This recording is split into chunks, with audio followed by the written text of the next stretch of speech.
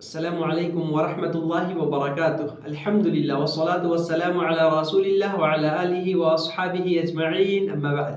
मेरा प्रिय दाजुभाइ तथा दिदीबहिनीहरू, आजको यस नवौं पाठमा हामीहरू यो बुझ्नेछौँ कि हाम्रो मातापिताको पनि हामीमाथि अधिकार छ। बरु अल्लाहको अधिकार बाहेक अल्लाहको हक र अधिकार पछि हामीमाथि जुन प्राणीको, जुन व्यक्तिहरूको सबैभन्दा महान र श्रेष्ठ अधिकार हामीमाथि छ अल्लाह बाहेक, त्यो हाम्रो मातापिता, त्यो हाम्रो बुवा आमा हुन्। किनभने अल्लाह तालाले उनीहरूको साथमा राम्रो व्यवहार गर्नुको आदेश दिनुभएको छ। त्यसैले एउटा मुस्लिम व्यक्तिले यो विश्वास राख्दछ अनि यो कर्तव्य पनि गर्दछ अनि आफ्नो मातापिता, आफ्नो बुवा आमाको साथमा त्यो सधैँ सद्भावपूर्ण, नम्रतापूर्वक राम्रो व्यवहार गर्ने प्रयास गर्दछ। मात्र यस कारण होइन कि तिनीहरू नै त्यसको जन्मदाता अर्थात् त्यसले हामीले जन्म दिनुभएको छ, मात्र यस कारण होइन, बरु अल्लाहको आदेश मान्नु पनि, यो पनि त्यो बुझ्दछ कि आमा बुवा त कारण भए मेरो यस संसारमा आउनुको लागि, मात्र यो होइन बरु अल्लाह तालाले यो अनिवार्य गर्नुभएको छ, यसको आदेश दिनुभएको छ र हामीमाथि यो वाजिब गर्नुभएको छ कि हामी आफ्नो आमा बुवाको साथमा राम्रो व्यवहार गरौँ, उहाँहरूको आदर र सम्मान गरौँ।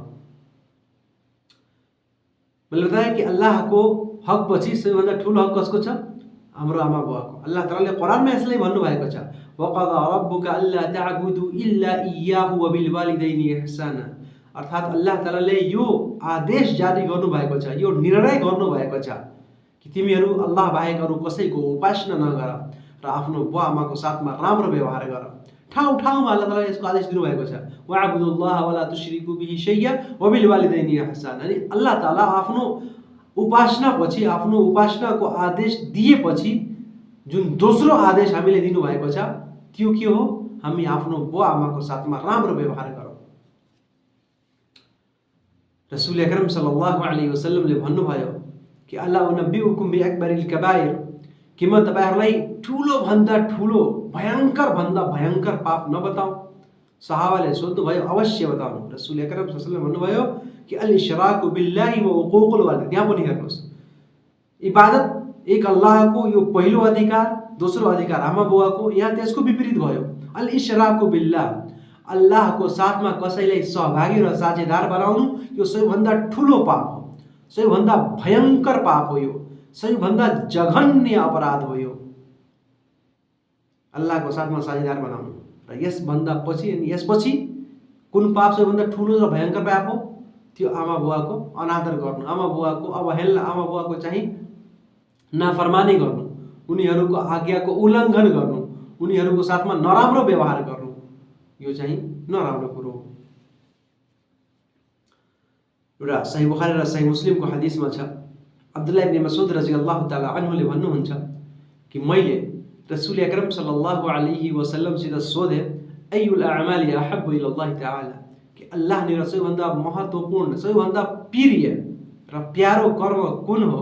रसूल अकरम सल्लल्लाहु अलैहि वसल्लमले भन्नुभयो, अस्सलातु अला वक्तिहा। सर्वप्रथम के भन्नुभयो? अस्सलातु अला वक्तिहा, अर्थात् समयमा नमाज पढ्नु। यो होइन कि ढिलो गरेर, यो होइन कि समय बितिसकेपछि नमाज पढ्नु, होइन, समयमै नमाज पढ्नु। यो सबैभन्दा महत्त्वपूर्ण, सबैभन्दा महान र ठुलो उपासना हो। यो नमाज हामी कसको लागि पढ्छौँ? अल्लाहको लागि। यो अल्लाहको अधिकार, हामी अल्लाहको उपासना गरौँ। सबैभन्दा ठुलो इबादत, सबैभन्दा चाहिँ श्रेष्ठ इबादत र उपासना यही हो, नमाज। उहाँले भन्नुहुन्छ, फेरि मैले सोधेँ, सुम्मा अय्यु, फेरि कुन कर्म सबैभन्दा राम्रो छ नमाजपछि? रसूल अकरम सल्लल्लाहु अलैहि वसल्लमले भन्नुभयो, बिर्रुल वालिदैन, आमा बुवाको साथमा राम्रो व्यवहार गर्नु, आफ्नो आमा बुवाको साथमा नम्रतापूर्वक सद्भावपूर्ण व्यवहार गर्नु, यो अल्लाहको इबादत पछि दोस्रो सबैभन्दा ठुलो र महत्त्वपूर्ण र राम्रो कार्य हो। उहाँले सोध्नुभयो, सुम्मा अय्यु, फेरि कुन? भने रसूल अकरम सल्लल्लाहु अलैहि वसल्लमले भन्नुभयो, अल जिहादु फी सबिलिल्लाह। त्यसपछि तेस्रो समयमा भन्नुभयो कि अल्लाहको मार्गमा युद्ध गर्नु, अल्लाहको मार्गमा जिहाद गर्नु। हामीले के थाहा भयो कि सबैभन्दा ठुलो उपासना अल्लाहको इबादत अर्थात् नमाज हो, दोस्रो आमा बुवाको साथमा राम्रो व्यवहार गर्नु हो, अनि तेस्रो अल्लाहको मार्गमा युद्ध गर्नु, धर्म युद्ध गर्नु हो। अनि यो चाहिँ कुरा यस हदिसबाट पनि प्रष्ट हुन्छ, जुन सही बुखारी र सही मुस्लिमको हदिसमा छ कि एउटा सहाबी रसूल अकरम सल्लल्लाहु अलैहि वसल्लमको सेवामा उपस्थित हुनुभयो, आउनुभयो अनि भन्नुभयो, हे अल्लाहको रसूल, म अल्लाहको मार्गमा जिहाद गर्न चाहिरहेको छु, म धर्म युद्ध गर्ने चाहना लिएर हजुरको सेवामा उपस्थित भएको छु। रसूल अकरम सल्लल्लाहु अलैहि वसल्लमले भन्नुभयो, के तपाईको आमा बुवा जीवित छन्? उहाँले भन्नुभयो, हाँ जीवित छन्। भने रसूल सल्लल्लाहु अलैहि वसल्लमले उहाँले चाहिँ फर्काइदिनु भयो, भन्नुभयो कि जानुस् फफीहिमा फजाहिद, जानुस् आफ्नो आमा बुवाको सेवा गर्नुस्, आफ्नो आमा बुवाको आदर र सम्मान गर्नुस्, उनीहरूको सेवामा आफ्नो जीवनयापन गर्नुस्, आफ्नो समय बिताउनुस्।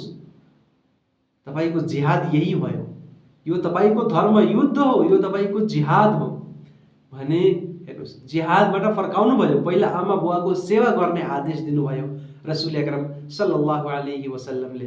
त्यसैले मेरो भाइहरू, आज चाहिँ एउटा मनुष्यको जब बिहे हुन्छ, श्रीमती आउँछ, पत्नी आउँछ, त्यो आमा बुवाको अधिकारले चाहिँ बिर्सिहाल्छ। बिहेभन्दा पहिले त आमा बुवालाई बुझ्दछ, सेवा गर्दछ, उनीहरूको साथमा राम्रो व्यवहार गर्दछ, तर बिहे भएपछि कहिलेकाहीँ यस्तो धेरै सुन्नेमा आउँछ, गुनासो आउँछ कि चाहिँ छोरा चाहिँ आफ्नो बुवा आमाको चाहिँ ख्याल गरिरहेको छ, तिनीहरूलाई ध्यान दिइरहेको छैन। तर सबैको अधिकार छ, पत्नीको पनि अधिकार छ, त्यो पनि त्यसको पनि ध्यान दिनुस्, अनि आमा बुवाको पनि अधिकार छ, त्यसको पनि ध्यान दिनुस्।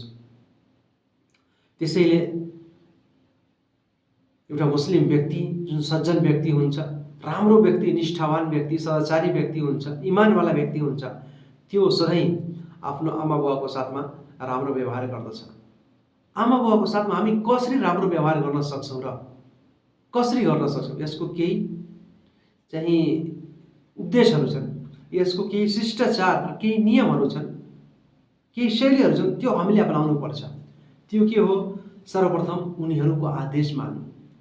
किनभने मैले बताए थिएँ कि प्रेम र मायाको वास्तविकता यही हो कि कुरा मान्नु, आज्ञा मान्नु, आदेश मान्नु, आज्ञा पालन गर्नु।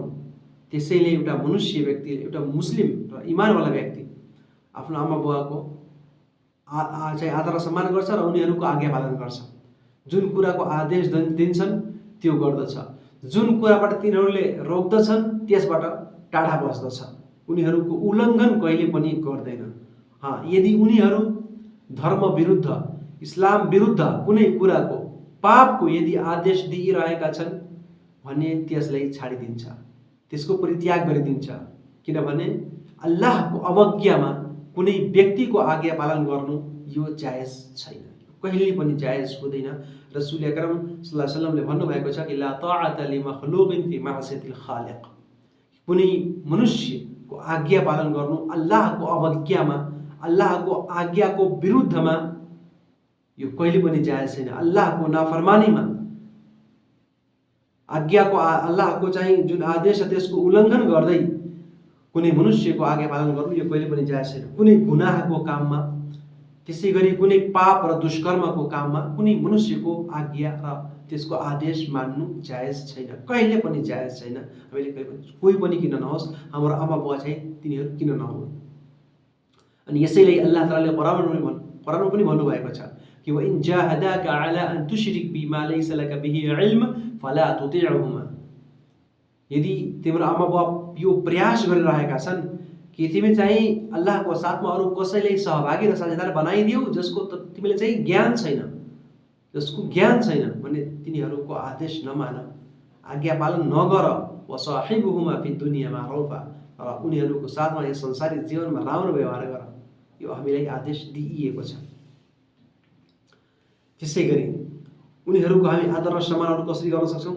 उनीहरूको चाहिँ आज्ञा मान्दै र त्यसै गरी उनीहरूको लागि दुआ गर्दै र उनीहरूसित जब भी हामी जहिले पनि हामी कुराकानी गरौँ भने नम्रतापूर्वक, मधुर स्वरमा, मिठो स्वरमा कुराकानी गर्ने प्रयास गरौँ। अल्लाहले पनि यसको आदेश दिनुभएको छ, फला तकुल लहुम्मा उफ, उफ नभन्नु, कहिले पनि नहप्काउनु।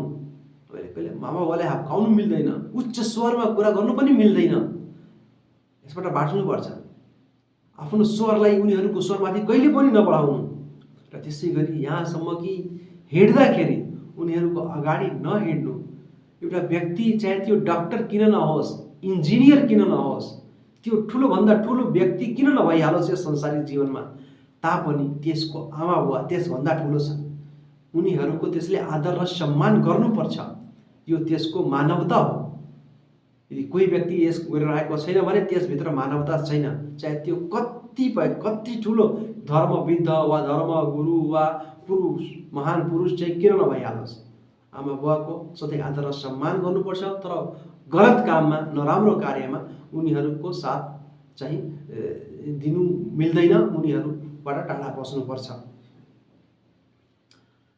त्यसै गरी यहाँसम्म कि आफ्नो बच्चा र आफ्नो श्रीमती भन्दा धेरै अधिकार आमा बुवाको छ। त्यसैले प्राथमिकता हामीले आफ्नो आमा बुवाले दिनुपर्छ। किनभने हामी संसारमा आएका छौँ, हामी यति ठुलो भएका छौँ, हामी सित शक्ति, यो काम गर्ने शक्ति, यताउता हिँड्ने शक्ति, आफ्नो बच्चाहरूलाई, आफ्नो श्रीमतीलाई खुवाउने जुन शक्ति हामीले प्राप्त भएको छ, यो कसले हामीले दिनुभएको छ? हाम्रो आमा बुवाको यो दया हो, उनीहरूको यो कृपा हो। उनीहरूले हाम्रो हेरचाह गरे, हाम्रो लालन पालन गरे, हाम्रो पालन पोषण गरे, अनि हामीलाई यस जस्तो बनाए, हामीलाई यस्तो बनाए। त्यसैले श्रीमतीलाई पनि, बच्चाहरूले पनि यो बुझ्नुपर्छ कि एउटा व्यक्तिमाथि त्यसको आमा बुवाको धेरै अधिकार छ।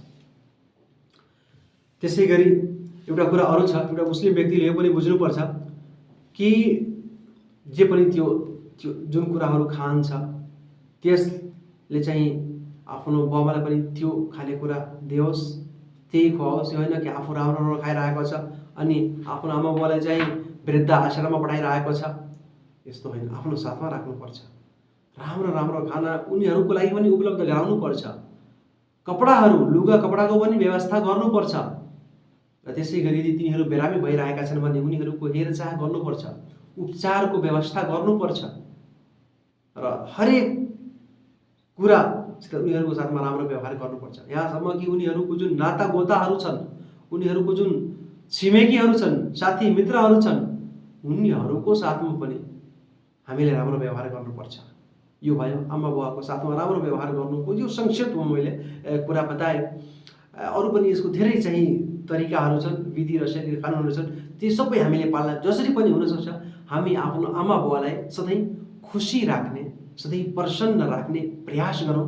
यदि हाम्रो आमा बुवा हामीसित प्रसन्न भए, खुसी भए, इन्शाअल्लाह हाम्रो संसारिक जीवन पनि अनि परलोकको जीवन पनि, दुवै जीवनमा हामी सफलता प्राप्त गर्न सक्छौँ। हामी लोक र परलोक दुवै जीवनमा हामी मुक्ति प्राप्त गर्न सक्छौँ, सफल हुन सक्छौँ। त्यसैले आमा बुवाको दुआ हामीले सधैँ लिनुपर्छ। उनीहरूको श्रापबाट हामीले बच्ने प्रयास गर्नुपर्छ र सधैँ उनीहरूलाई खुश राख्ने प्रयास गर्नुपर्छ। अल्लाह तालाले हामी हरेक मनुष्यलाई आमा बुवाको साथमा राम्रो व्यवहार गर्ने तौफिक प्रदान गरून्। आमिन। वस्सलामु अलैकुम वरहमतुल्लाहि वबरकातुहू।